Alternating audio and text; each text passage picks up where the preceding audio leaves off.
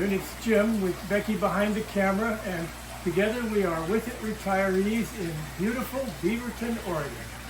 So it's not all that beautiful the last few weeks. We've been getting rain every day off and on, cloudy weather. It's cloudy right now and it's currently not raining, but it's nice in here because it's in this kind of temperature. It's so easy to bring the temperature up just about 10 degrees. So it's like it's 50 out there, I can easily make it 60 in here.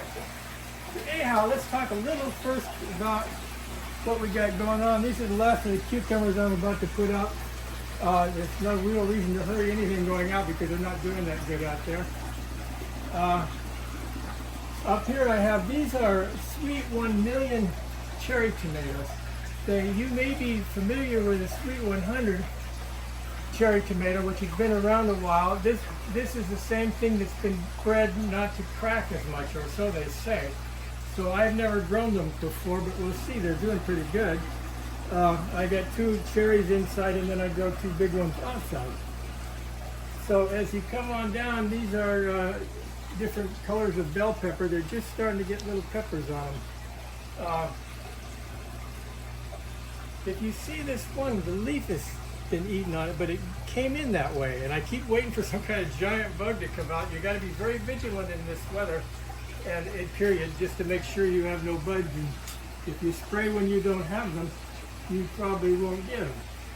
So if we go on down to the end, to where I've shown these in the last 2 videos before this one,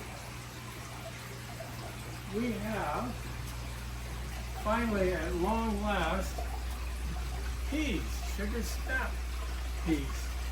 And all of a sudden we came out and I've got quite a few of them on there. As I said in the other videos, I haven't been able to grow them, and finally I seem to have got a batch. I think it's a lot because the weather is not very warm. The cooler weather is better, especially later in the year for peas.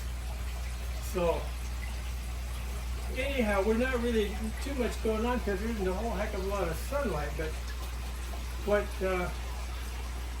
I really wanted to talk about today is the new friends that I have here in this fish tank. And these are Sarasa Comet Goldfish. And they are a goldfish that was bred, a comet goldfish were bred in the United States in the late 1800s to be a little fancier version of a common goldfish. And the Sarasa comets were bred in China with a Japanese name. I don't know what that means exactly, but what they are is a white comet with red on it. So, and it has a V tail. So they'll always be that way, always red and white with a single tail, designed to be in a pond or a big fish tank. They are designed to look exactly, or very similar from a distance at least, like a kohaku koi, which is, if you ever have seen koi, which you probably have in a big koi pond, the red and white koi are called a kohaku. And these fish in a pond are designed to look like that. Now, you might ask yourself, why don't I just get koi and I don't have to get something that looks like them? Well, here's the thing. And this is absolutely my opinion, but it backed up, it's pretty commonplace. The minimum amount of water I would recommend if you want to keep koi, this entire greenhouse is 10 by 17 feet. If you dug all the way around this greenhouse 2 feet deep, and you made a fish pond that was this big, it would hold 2,500, give or take, gallons of water. That's just about the minimum I would think you could have. The reason being, koi need to be able to swim free and turn and stuff, and they get real big. They commonly get 20 pounds or better, sometimes much more than that. So we're going to rule koi out as fish, period. So we have this wonderful little Sarasa comets. Now these fish, and I'm going to go in a little bit about stocking fish, Sarasa comets in particular, because that's what we got here, and how many per gallon and stuff in just a second. But these fish, I've had goldfish in ponds for years, and they will show you pictures of these giant Godzilla goldfish, and they, I guess, exist, but most of the fish that I have grown get to about 8 inches tops and not terribly heavy. They're a full-size big fish, but they're not like giants. So that's the reason why these are so much better to have in a tank. Now, one thing I will tell you, just in case you want to know, and you're at a fish place and you're looking at goldfish and koi, the goldfish don't have whiskers. Koi have little whiskers like catfish that stick out from their mouths. You can see them clearly at that size. And these being goldfish obviously don't have any. So that's a real easy way to tell. They kind of look alike when they are about this big. So if it's got the barbules, it's a koi. If it doesn't, it's a goldfish. Anyhow, so when you go to stocking a tank, first of all, there are a couple things you have to keep in mind besides just gallons of water. You need heavy aeration. We have aeration. Each of these 3 tanks has aeration, quite a bit in it. Plus we're flowing 3,000 gallons an hour around and around and around. So there's a lot of aeration. The more fish you have, the more aeration you need. And when warm weather comes, this is important. When it's really hot in these tanks, you need to crank up the air, because the air doesn't stay in the water as well, and also it'll help to keep the fish alive. That's kind of what they die of. So if you have heavy aeration, then you've covered one thing. The second thing is surface area and bottom area.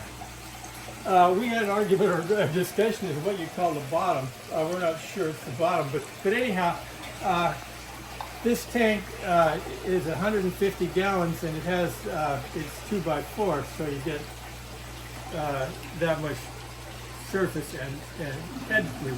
Some tanks, I have one in the house is half as big, but has the same area because it's only a foot high. So that's something to keep in mind, surface and down there. The third thing to keep in mind is biological filtration, which we're going to talk about in these here as wet media. This is media. This is the top. This is the dry portion. Just under this, it'll get wet. You have wet media. That's what makes all of the bad things go away with bacteria and keeps it so you can have a clean tank and everything working like it should work. Just to give you an idea, a normal canister filter like you might buy at the store that would be fit for a tank of this size might have a liter and a half of wet biomaterial such as this in it, various different kinds. But so 1.5 liters, this particular bed has 150 liters. So it's pretty good, easy math. So there's 100 times as much wet media in this one bed that water is flooding through as there is in one canister filter. I have 4 of these beds, so you can do the math on that. So you have many times as much filtration as you might think you would need. That's important, and that allows me to do things like this. Now, that being said, the final thing is how much space does a fish like this need? So what I've come up with, and what I think is pretty reasonable, it's pretty mainstream, is that you should have at least 50-gallon tank to start with. This is 150 again. At that point, then, if you say a total of I'm exhausted, 20 gallons per fish. So a 100-gallon tank, 5 fish. This 150-gallon tank will have 7 full-size bluegill, 7 full-size goldfish in it, give or take. So anyhow, that's kind of how I came about all that. Again, many variables depending on what it's going to do, and keeping in mind that it's going to get cold in here in the winter and warm in here in the summer. So anyhow, we'll come back and talk to you later.